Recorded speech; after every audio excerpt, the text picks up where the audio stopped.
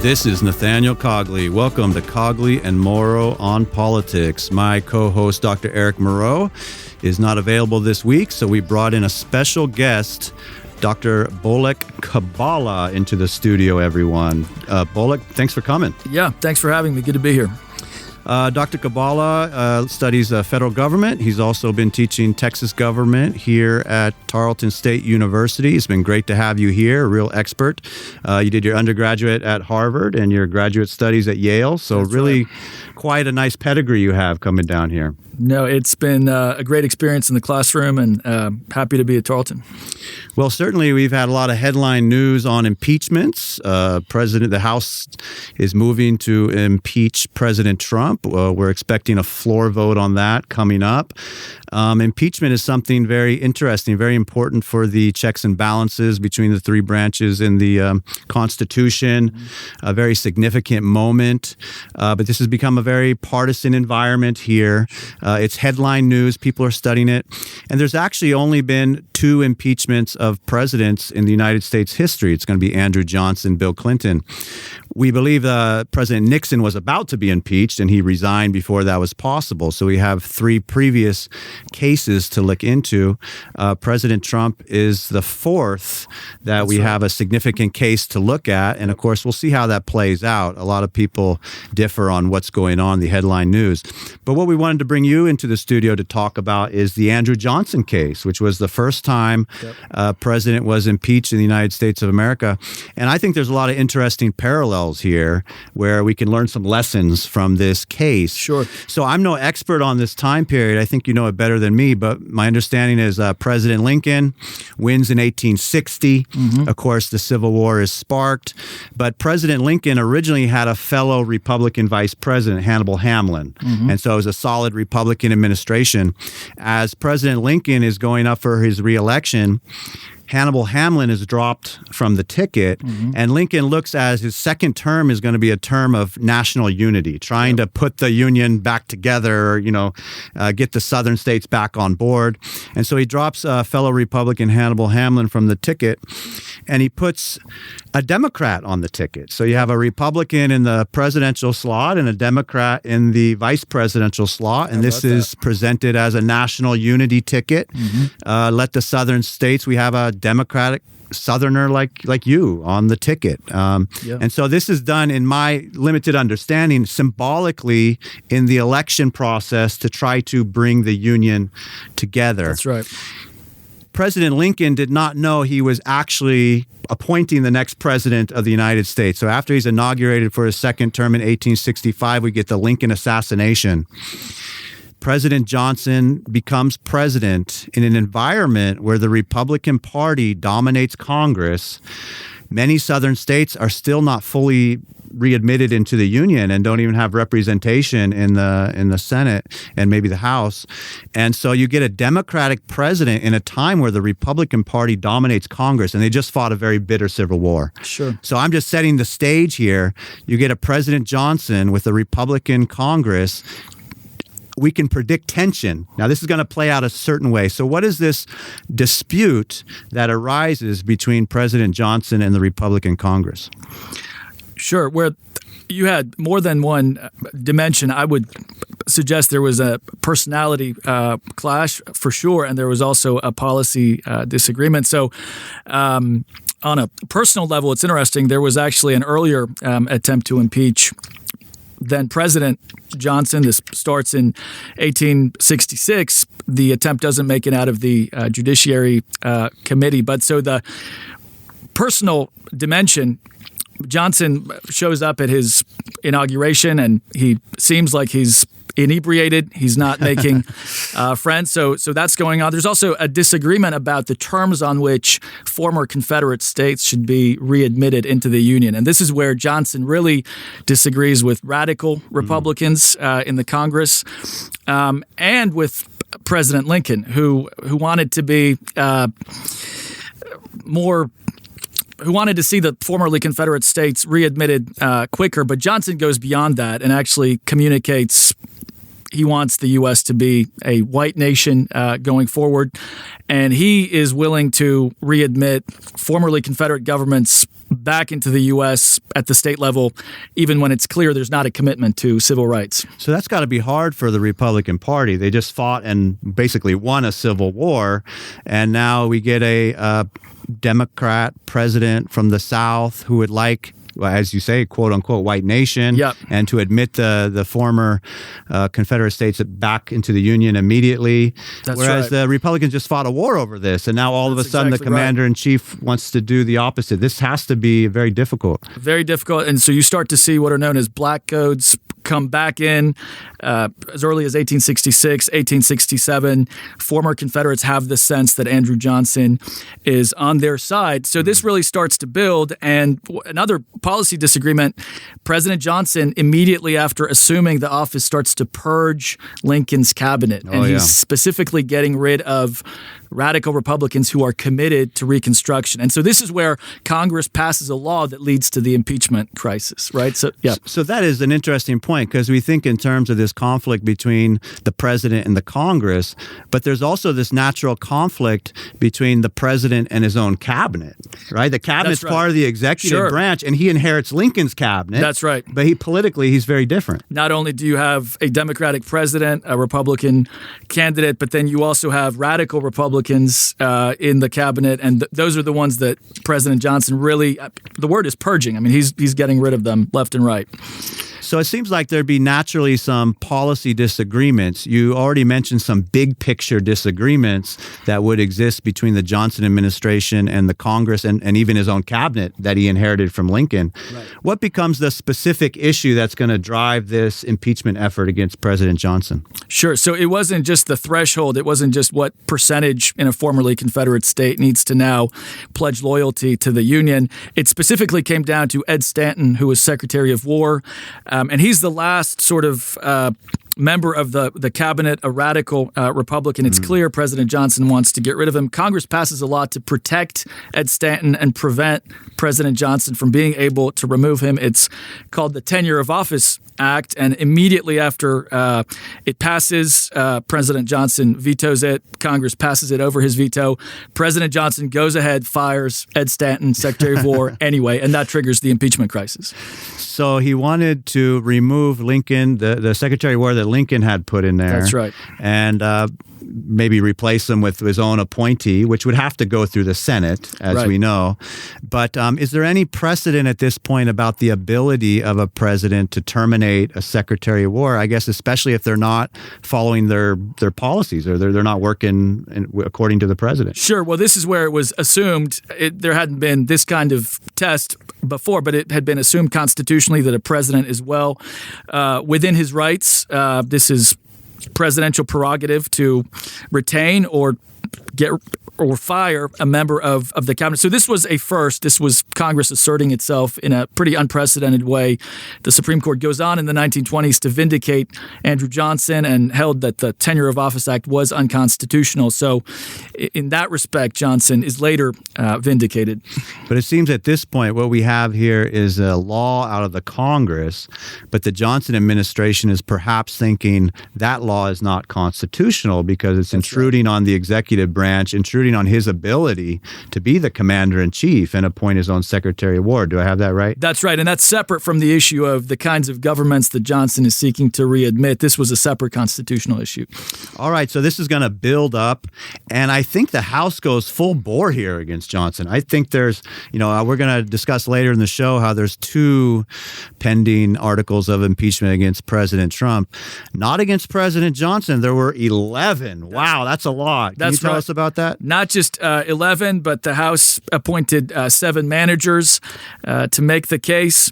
So these individuals included Benjamin Butler of Massachusetts, John Bingham of Ohio.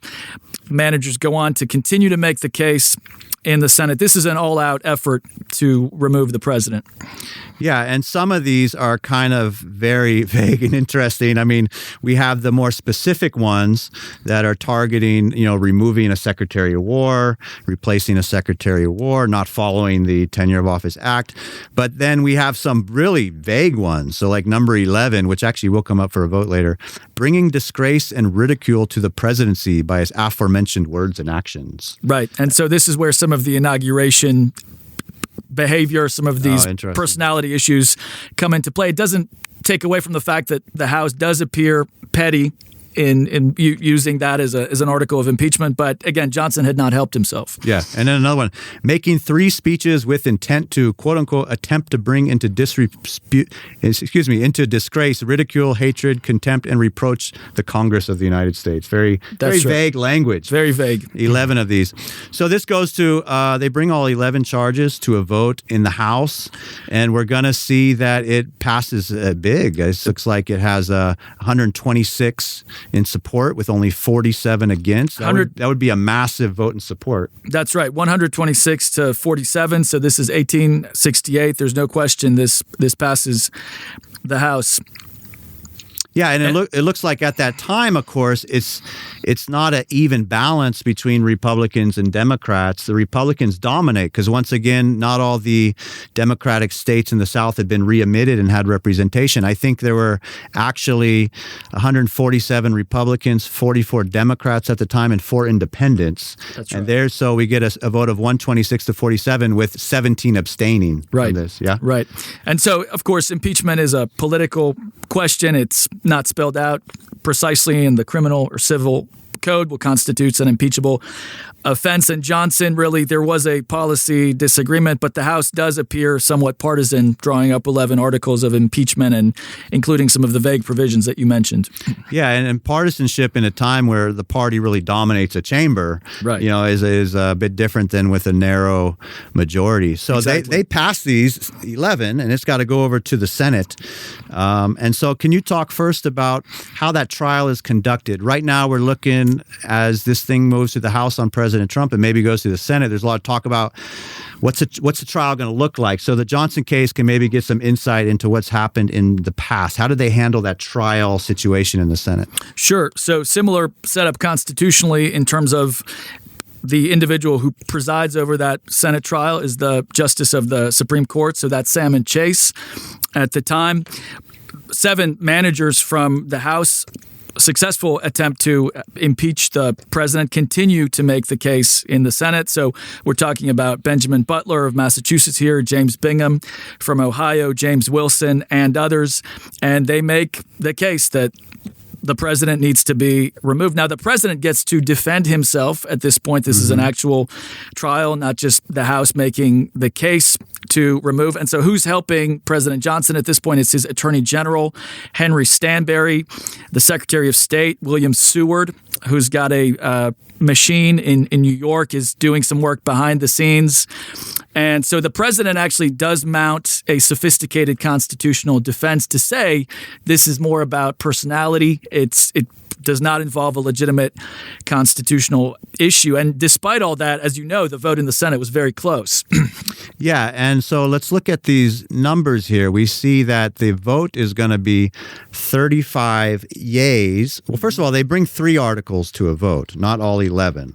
So they bring Article 2, appointing Thomas Secretary of War ad interim, and then 3, appointing Thomas without required advice and consent to the Senate and bringing disgrace and ridicule to the presidency. They're going to bring these 3 different articles at 3 different stages to a vote. They all pass at a vote of 35 to 19. If I'm correct, that's 54 senators representing 27 states. And at that time, there are 10 other states that do not have representation in the Senate. Do I have that right? That's right. Okay, and if we break down this vote of 35 to 19, it's a percentage of 65%. And my understanding, you need 2/3 to convict and remove. So they seem to be 1 vote shy. We're talking literally 1 vote shy of removing a president. So this is the closest that it's ever come. And it looks like as we look at this breakdown, the 9 Democratic senators all defend Johnson. None of them break ranks. But within the Republican Party, you have 45 senators, and there are 10 of them that break there. Only 35 vote to impeach. 10 Republican senators vote not guilty, and therefore they're 1 vote shy. What might have been the thinking of those 10 that break from the 45 Republican Republican senators. That's right. So this is interesting, and it speaks to that disagreement you had in the Republican Party during Reconstruction. Radical Republicans, on the one hand, wanting to move as fast as possible in terms of restructuring formerly Confederate society, insisting on a maximum number of former Confederate officials pledging allegiance to the Union as the price of readmission. You did have some non-radical Republicans, so to speak, some moderates who were more in line with the approach Lincoln wanted to take. And my bet is those are the kinds of Republicans who were not on board with this impeachment effort. All right, interesting. And so he's going to stay in office. He's going to be able to finish out his term. This was obviously a big dramatic moment in the American politics at that time. It's the closest it ever came. Yeah. Were there any winners out of this? We have the Congress pushing for the impeachment of Johnson, defending himself, surviving by one vote.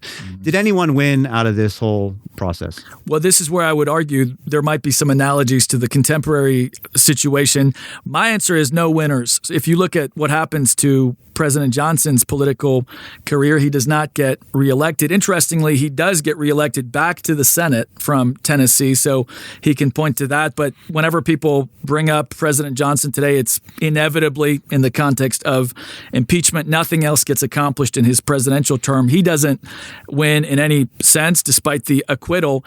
On the Republican side, if you look at the individuals who were involved in making the case that he should be removed, not a lot of clear winners there either. So these 7 House managers, if you look at examples, include Benjamin Butler of Massachusetts, John Bingham from Ohio, James Wilson. Their political careers in the 1870s tarnished by scandals. They don't go on to really accomplish anything significant either. So that's a fair assessment. Alan Guelzo, noted historian of this period, has also concluded there's really no winners.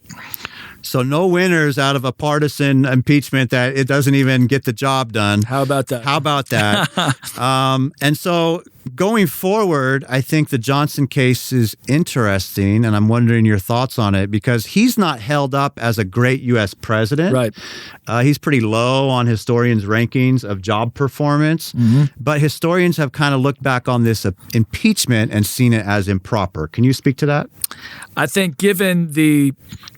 Yes, and also an analogy is look how close it was to the next presidential election. We're not talking about the beginning of his presidential term. I think if you look at the fact that out of the 11 initial articles of impeachment, most of them did not have to do with constitutional issues. That's one reason why most people today would say it was improper. Most historians, it had to do with personality, not constitutional issues. The Supreme Court goes on to vindicate Andrew Johnson in the 1920s and holds that the Tenure of Office Act was actually unconstitutional. So that's another contributing factor. Congress asserted itself beyond what the Constitution envisions. The president does need to be able to control who's in the cabinet. So as you are speaking, and we're trying to, of course, this is a good topic for today's show because of the current situation. I just marked some takeaways, and I'll mention them, and you can give me any comments if you have on them. Some takeaways here. One, a very partisan environment. We seem to be in that in the U.S. right now. The trial procedures, people are kind of questioning what's the trial going to look like. What's interesting here, they only voted on 3 and supposedly didn't vote on the other 8. And that's been a topic of discussion. Does McConnell even have to have a trial, or can he dismiss? We see that the side prosecuting the president broke in their votes, not the side defending their president. That'd be interesting as we look forward to our Senate trial with President Trump. No winners. I mean, are we going to have winners in this situation? Right. And another thing that I've noticed is this seems to be an impeachment about whether or not the president can do his job. Trump was doing his job in terms of trying to enforce a treaty on assistance in criminal matters with Ukraine, requesting an investigation. Right. He's also temporarily deferring funds in the fiscal year, another job. But the Congress is saying you can't do your job that way. We don't like the decisions. And maybe they have a legitimate concern about his decision making, but these are within his job scope. And we assume a president in his job scope can also fire a Secretary of War. So just looking at what you presented presented here is kind of what some interesting takeaways are. Any thoughts or observations as I went through that list? No, I agree with all of that. And I would just alongside that mention the proximity to an election. Gouverneur Morris at the Constitutional Convention speculated that impeachment would always be a risky approach for whoever is initiating it, just because the American people prefer to have these policy disagreements out at the ballot box. Right? So the fact that we're very close in 1868 to the next presidential election and the Congress doesn't wait for that election, that contributes to the impeachment effort not being successful. I think that might be an analogy here. Again, it doesn't suggest there weren't legitimate policy disagreements. Just the question that comes up is, do the American people prefer to resolve those democratically at the ballot box as opposed to in an impeachment proceeding? Well, that's very interesting, very relevant today. Some people are saying, let's just have the election. Let's decide this at the ballot box. So a very interesting time for us to take a look at this Andrew Johnson case and relevance. We really thank you for coming on. I'm going to ask you to stick through the break. Maybe you want to chime in as I have some things to say on the current impeachment process going on. Cogley and Morrow on politics right after the break. The home of Essential Jazz with Hank Jones and Mike Pierce. This is 90.5 KTRL FM, Stephenville. This is the story of a very special woman. Just a few knew about her superpowers. In a matter of seconds, she turned herself into a great mathematician. She masqueraded as a regular person at work, but as a superhero at home. Everyone knows her as Gabriella. I still call her Mom.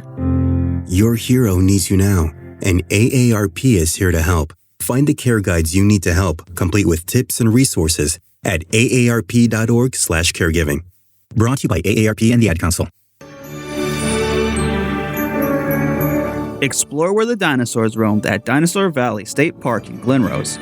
You can hike, explore, and see footprints left behind by the dinosaurs that once roamed there. The park offers guided tours, lush and expansive trails, and you can even bring your own horse to ride through the more than 100 acres. For more information or to ask about volunteering, visit tpwd.texas.gov and click Find a Park.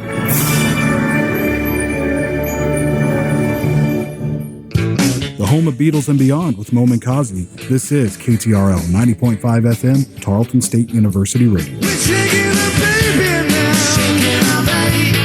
Twist and shout.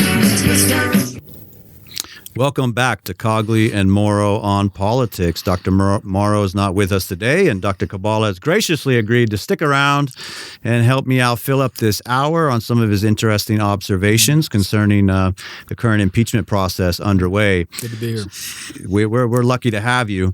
One thing interesting is there was a time back in March, Nancy Pelosi said she wouldn't be moving on articles of impeachment unless there was bipartisan support and the evidence was overwhelming and compelling.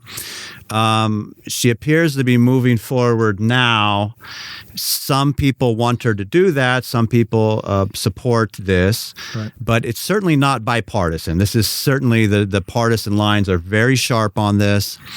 And the evidence hasn't convinced everyone. I mean, they had those 4 scholars in the Judiciary Committee. 3 of them were saying move, but then Jonathan Turley was very opposed to this, and he's a very important scholar on this. So it doesn't seem like the evidence is overwhelming for everyone or bipartisan, but we're moving forward anyway. So I have this theory. I was wondering if you had any thoughts. I think what's happening here is the inquiry was itself designed to be an investigation and gain information. And there might have been genuine concerns about decision-making and stuff like that. But to move forward now where nobody thinks Trump's going to be convicted and removed in the Senate. And it's tough. It's always been tough for her to put 31 Democratic members of the House from Trump districts having a vote on whether or not to impeach the president that the district chose in a presidential election year. That's always been tough. And you would think, why would she do that to those 31 if there's actually no chance? Well, and she resisted for such a long time. She resisted. She was very patient and she resisted. But in my theory, what's going on here is the person making decisions here is not 235 Democrats. It's the speaker. She controls the agenda. And the politics behind being speaker, you need so many things to happen. You need to win your home district. You need to have support of your party, and you need your party to keep a majority. And she's got to juggle all these things. And we've been thinking of her as the moderate, patient, governing Democrat. She's from San Francisco. By the way, I'm from San Francisco. Is that right? Yeah. I grew up middle school, high school, one of my two hometowns. I love San Francisco. I still go back there sometimes. But the politics of San Francisco is not the politics of Erath County, right? So San Francisco is one of the most Democratic districts in the country. This media constant attention on this impeachment and the framing has it to the point where 83% of Democrats think he should be impeached. Right. And the politics of San Francisco, it's hard for her to continue to be seen as the obstacle to impeachment, that he should be impeached, but the speaker won't bring it to the floor in her district where there's so many Democrats. San Francisco has a very interesting top two system. So in the November ballot, it's not going to be the Republican nominee versus Democratic nominee, in which case she wins. All the candidates are on the same ballot in March. Top two go to the final in November. She's never faced a fellow Democrat in the November election as her only opponent, but it was close last time. There was only 1,175 votes away from having a fellow Democrat opponent in November, and not just any Democrat, a Bernie Sanders supporting Democratic Socialist. How about that? And that district, Bernie's pretty popular. Yep. Bernie's a candidate. She's 79 years old. And I just think the politics of her home district have gotten to her. We're getting this close to that first round primary in California. She's got to move on this. She can't be seen by her district as being the obstacle to impeachment.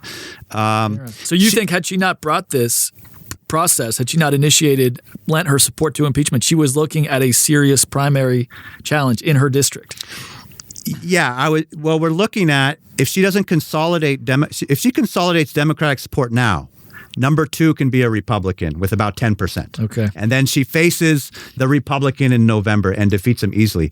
But if she loses like another 10% of Democrats or another 15% of Democrats, number two could be a fellow Democrat in at 12%. Okay. So I'm not saying it should be on everyone's radar right now, but California, even if you have a majority on the first ballot, you don't win. It's about the top two go to the November ballot. Interesting. So even if a fellow Democratic Socialist, and there's a gentleman, he has a Stanford law degree. He came in third place last time. He was the one 1,000 votes away from qualifying. Democratic Socialist, Stanford law degree. Doesn't look like the optics are the best, but he's articulate. He flows. I mean, he's able to make the Democratic Socialist case. He's going hard. There's another impressive young lady who has another degree from Stanford. She's very interesting and compelling. And it could be either of these people. But if they're able to come in second place, and again, not second place with 30%, 40%, second place with 12%. Just close enough. And you've written about this in the Washington Examiner. Is that right? I mean, I've really found your articles on this interesting. Well, thank you very much. I've written on the Impoundment Control Act in the Examiner. My Pelosi op-ed did not yet. We're still circulating that one. Well, it will happen. That will get published. So. But so you're saying there's a rationality to her initiating this process connected to electoral considerations in her home district. It's not irrational. She's behaving in a rational. She's making rational choices. I think she definitely wants the party to do well. She wants those 31 Democrats from Trump districts to do well. She wants Democrats in the Senate to do well. She wants the Democratic presidential candidates to do well. She wants it all to do well. She's on Team Democrat, but priority is number one. Yeah? Okay. You have a number one priority, and it's yourself, and it's your own reelection. And I think she thinks she has to, because of her district politics, she has to move on this. She can't be seen as the obstacle of impeachment. That she has to do it for herself, and also that she can still survive as Speaker going forward doing this, because it'll satisfy the other members in the Democratic House that also themselves need to move on impeachment and need to tell their voters they'll support the Speaker because she's moving on impeachment. Right. And also those 31 Democrats from Trump districts, they can vote no. There can be a mix. And they can do a different vote for their district. Emphasizing she's not, conscience. quote unquote, whipping the 31. She's not, yeah. Yeah. So that's my thoughts. Any thoughts? Do I have that one right or wrong? Well, that makes a lot of sense to me. If I could actually ask you about that, tying it specifically to Nancy Pelosi's electoral prospects in her home district, how are those affected if the Senate trial, as appears to be the case, goes nowhere. I mean, does that help her or hurt her in her district in California? Is that a wash? You're saying the possibility of her being seen as on the sidelines, not allowing for impeachment to go forward, would have been more detrimental to her in California. But what if the inevitable happens and nothing takes place in the Senate? Doesn't that hurt her back home in her district? No, because her district is way far Democrat. They'll say that She went tried. forward. She Okay. tried, and She did she'll her say best. the Republicans obstructed in the Senate, and they just overlooked the facts. And Okay. she had the integrity to go forward. And I mean, it's just the key here. Who's going to be number 2 on that March 3rd ballot in California? If it's a Interesting. Republican, she wins re-election. Right. It's a wrap. Yeah. Nothing else matters. San Francisco's not going to vote for a Republican because the trial in the Senate didn't go well.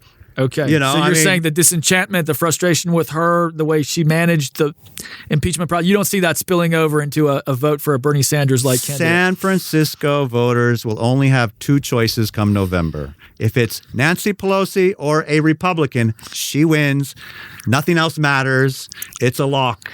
Makes sense. But if it's her versus a Democratic Socialist, we haven't seen that before. She hasn't faced that before. But we've had it in California and other races. 2 Yeah. Democrats in the final. It can definitely happen. Well, that position is being articulated in the Democratic Party now. Can I ask you about there had been some speculation that a vote might not even take place in the House, that there was just a strategic consideration here for Democrats in terms of dragging out a process, but then not see the attempt go down to defeat. How certain are you, percentage-wise, that an impeachment vote actually takes place in the House? Yeah, so we've seen some reports come out that some of these 31 Democrats from Trump districts have floated the idea of, instead of doing impeachment, do a censure. Yeah. But Interesting. and that might be better for the politics of their district. The only thing is none of them are speaker. None of those 31 Democrats from Trump districts San are Francisco speaker. voters, yeah. That might be wise for them. It might be wise for the party. Nancy Pelosi, speaker. She's from San Francisco. The chairs of the committee are from New York City, L.A.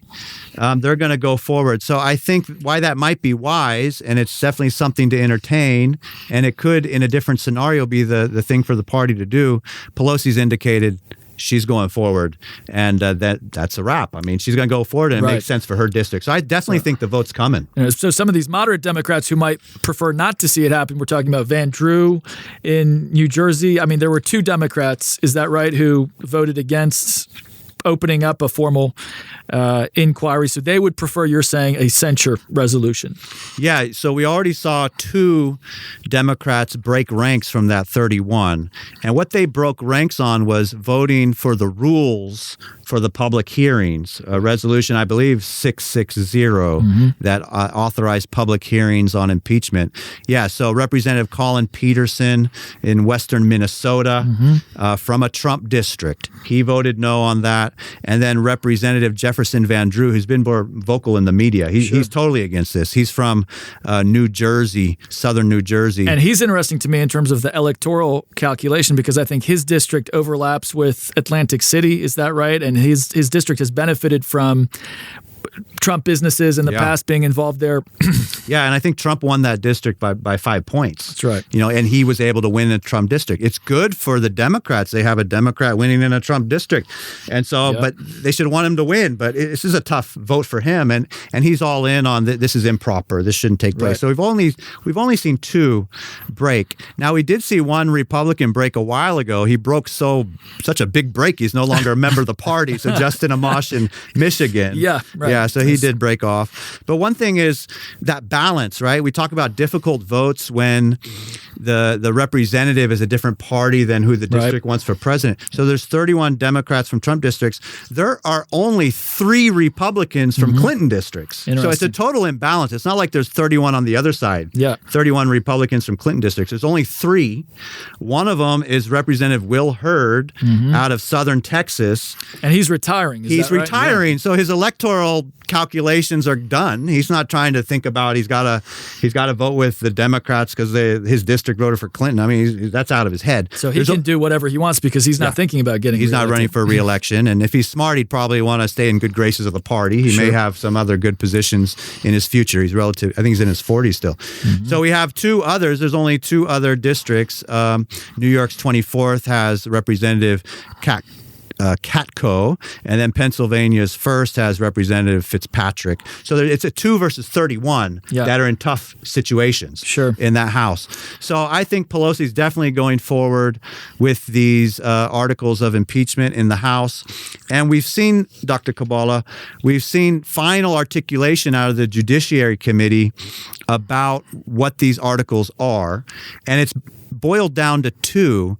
Now, we've heard lots of different words thrown out. Yeah, go chime in with one other question. It's interesting to me, substance aside, the substance of the charges aside, the contrast with the 1990s impeachment of Bill Clinton, when you did see a number of Republicans, when you did see a number of Democrats, I think it was 20-something, break and join a Republican majority in the House to impeach, that contrast stands out to me as you think about these moderate Democrats who might be having second thoughts today about moving forward. It's again, substance aside, it's a different political calculation. Yeah, and we discussed the Johnson impeachment before the break, and the Clinton impeachment it's more fresh in people's minds. Right. A lot of people were around following it then, but it was rather different procedurally. There was an independent counsel investigation. Right. Clinton was involved in grand jury testimony and court cases in the judicial branch in courts of law, and the independent counsel found that he had committed perjury and obstruction of justice, and that had been conclusively documented in the report. Right. So there was kind of like an admission of a crime.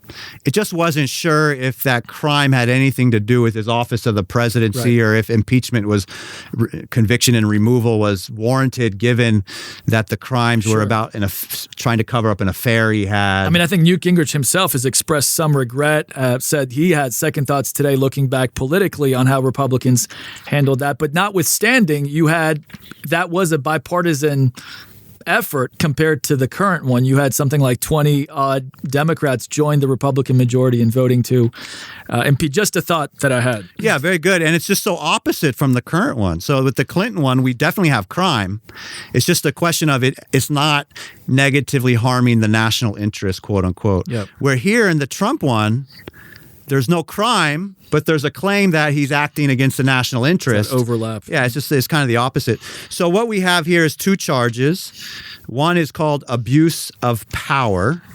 And what's interesting here is there's no claim that there was a crime involved. They're linking 2 separate things. The president requested to the president of Ukraine that he look into Burisma, maybe Hunter Biden's involvement, a natural gas company in the Ukraine. Also, that the president look into any Ukrainian involvement in the 2016 election. So there's some request for information that's documented on the call. And then they're saying that the president withheld 2 things. One, a White House meeting. So my understanding, there's no crime. The president doesn't have to give anyone a White House meeting. He kind of decides who he meets with. Sure. And then the president withheld $391 million in aid that Congress had authorized, security aid for Ukraine. But of course, as I've highlighted in some of those op-eds, and we discussed on this show a little bit in previous weeks, the president is allowed to do that according to the Impoundment Control Act of 1974. He's allowed to temporarily defer funds within the fiscal year, which ran through September 30th. He released the funds before the end of the fiscal year. So what's interesting is as the Democrats have talked about up to the point, they were suggesting there was some statutory law that he had violated. In these articles of impeachment, we don't see it, but we do see that they're saying he did the request for investigations in terms of he's going to withhold the meeting or the funds until he gets the investigation. And that kind of, his combination of those decisions conveyed a certain, had quote unquote, and this is page 3, line 24 of the articles of impeachment, had quote unquote corrupt motives. Okay. So it's not that he tried to exercise authority he didn't have, but that his motives were corrupt in combining 2 separate decisions that he made. Okay. Any thoughts? And it's going, well, and motive is so much harder to prove, right, than an actual action or a concrete policy step. I find myself wondering about that. So the motive, I mean, has that ever been done before. I don't think that's ever been attempted as part of a impeachment inquiry, even in criminal and civil matters. A motive, I mean, it's relevant, but other factors have to be decisive, right? Yeah, exactly. And so we hear and it's actually articulated here that his motive is to damage his 2020 political opponent, Joe Biden. But Trump's going to be very easily say, no, my motive was to find out something, to look into something going on in Ukraine in 2014, 2016 that strike me as curious. Right. And it's not a question of whether Joe Biden or Hunter Biden did anything wrong, but did President Trump think there was something to look into? And sure. It's going to be very easy for him to make that case. And I would think there's two kinds of quid pro quos here. I'm curious how this plays in the Senate. There's a personal quid pro quo where it seems to me Democrats would clearly be on stronger ground. But then there's a policy quid pro quo, and this happens all the time in legislatures, in government. If I take this policy step, the other side takes another policy step. That's a totally legitimate quid pro quo, right? So I guess the question is, in terms of how the case proceeds in the Senate, are we talking about a personal quid pro quo? Or are we talking about a professional policy-related exchange? Because the policy-related exchange, and I think Jonathan Turley was getting at this, that's a thinner case if Democrats want to go there. Yeah, I do think you're right. And also this question of that he's doing it for personal interest, not national interest. I don't know if there's concern about someone serving on a son of a vice president serving on a board making $50,000 a month. Right. And this is kind of curious. You can make a case that his request to get to the bottom of it, quote unquote, is in the national interest. And if it happens to help his electoral campaign, that's like coincidental or something like that. I give an analogy of, if the U.S. is in a war and the president asks another country to be an ally in the war, right. They do, we win the war, and by golly, the USA is happy and we win the next election. Do we have national interest and personal?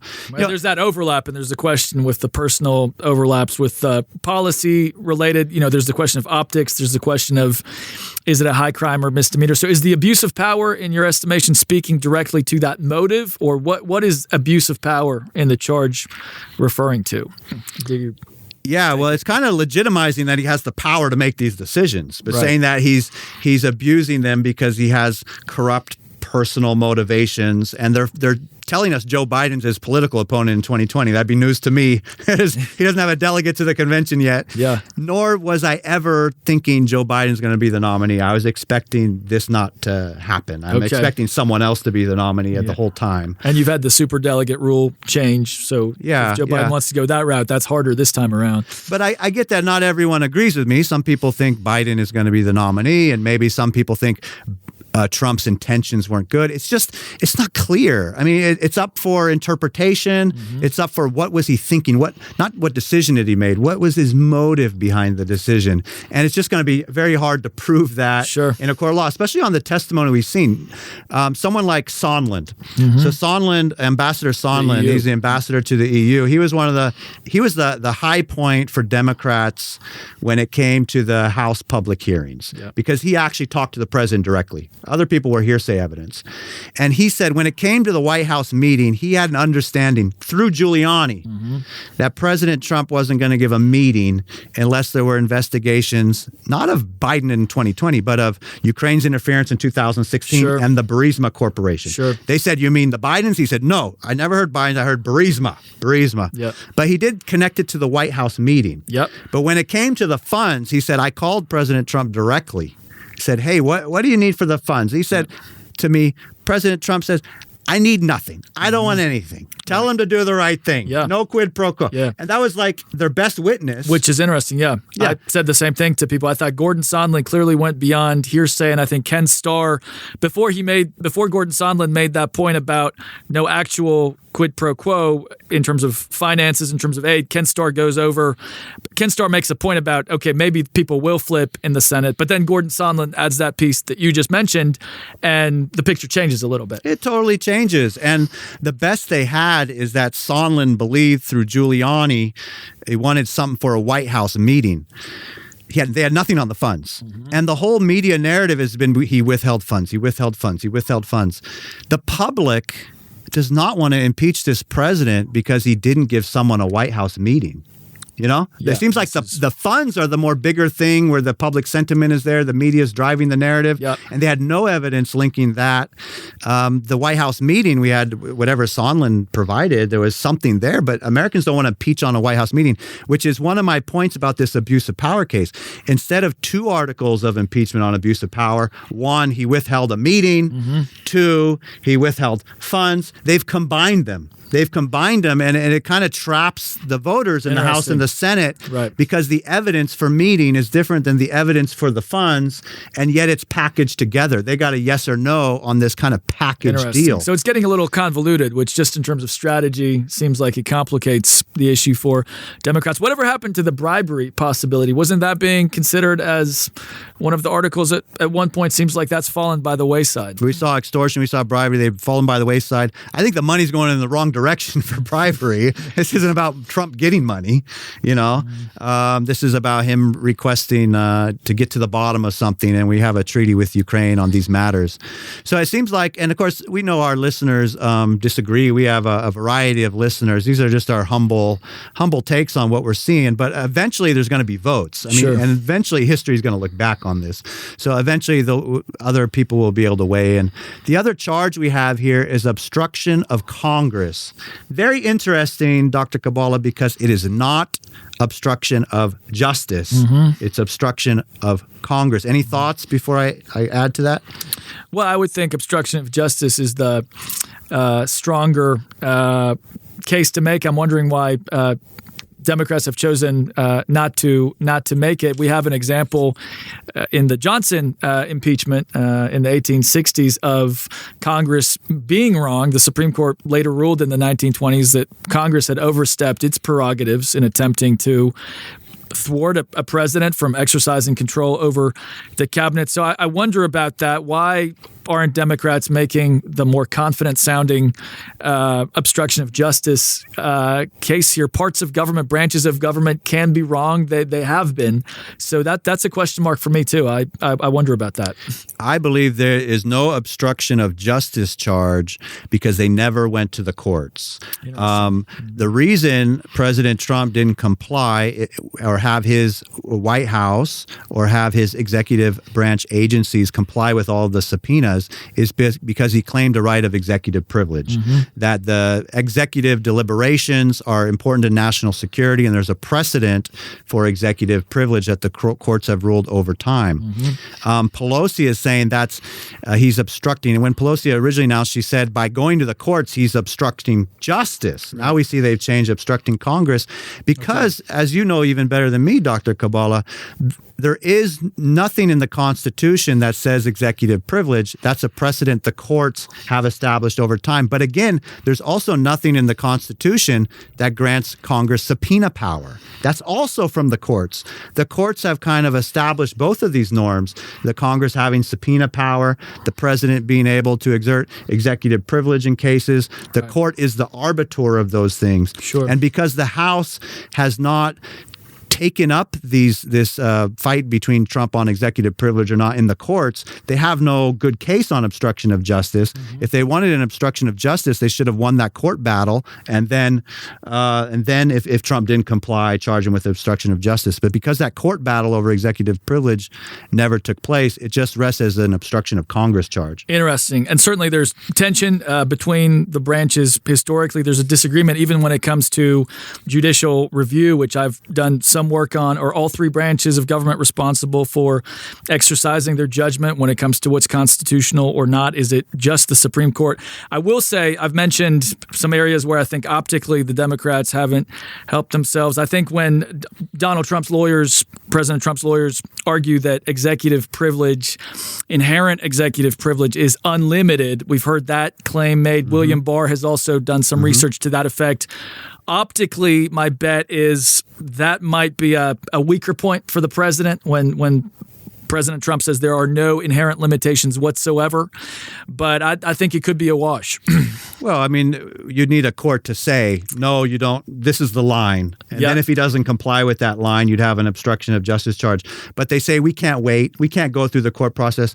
We've got to go now because he's such a threat to national security. We have to remove him and bar him from office, right. Which is kind of a funny argument to me when no one actually thinks he's going to be removed. Interesting. And especially independence. It's interesting to me going forward to consider what the political dynamic is in some of these battleground states. I'm sure you saw the Esquire article recently pointing out that over the last month, support among independents for impeaching, removing the president has gone down dramatically, something like 10 points. So this is not a Wall Street Journal, National Review article. This is Esquire saying this is a warning for Democrats going into 2020. Be aware. It seems like the key constituency that Democrats need to regain, independence in states like Michigan and Pennsylvania, is falling away.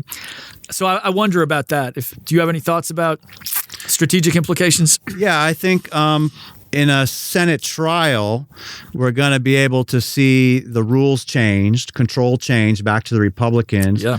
We have this an article out here about how right now there's discussions between the Trump team and Mitch McConnell, a majority leader in the Senate, about the format of this trial and taking place. I do think that once you go through the trial with a Republican-controlled Senate, and this is an interesting point, the previous impeachments, the same party had House and Senate. Mm-hmm. And this is the first time we've seen one party controlling the House, sending it to a Senate by the other party where the rules change. So the rules are going to change. Trump is going to be able to have a more favorable environment here, which to present his case. The narrative will thus change on it, and he's not going to be convicted or removed. So he's going to be able to say he was vindicated by the Senate. Looks like 2020, this will be good for President Trump to wrap this up through this Senate process. And the disagreement you think is in terms of call witnesses or not in the Senate? Is that what separates Donald Trump from Mitch McConnell?